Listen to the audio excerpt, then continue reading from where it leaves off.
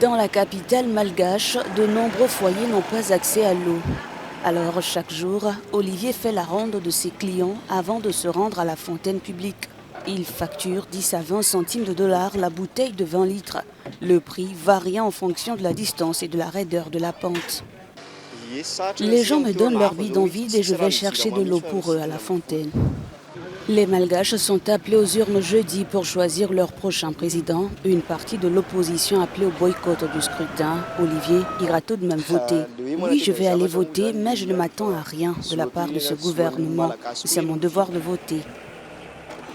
À Madagascar, près de la moitié de la population n'a pas accès à l'eau et seulement 12% à l'assainissement selon la Banque mondiale. Avec des infrastructures vieillissantes, la compagnie publique Jirama est incapable de répondre aux besoins des plus de 3 millions qui vivent dans la capitale. Le gouvernement ne vient jamais nous voir, explique Louise.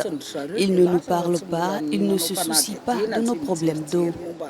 Plusieurs habitants de ces quartiers se sentent abandonnés par les autorités et ne souhaitent pas se rendre aux urnes. Barry fait partie de ces sceptiques. Pour lui, il n'y aura aucune surprise. Andry Rajolina sera réélu. Ils sont tous corrompus.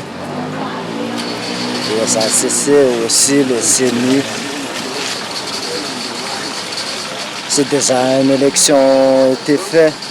Il est déjà élu. La campagne électorale pour le premier tour de l'élection présidentielle s'est officiellement achevée mardi, mais l'opposition a appelé à manifester ce mercredi pour réclamer la suspension du processus électoral.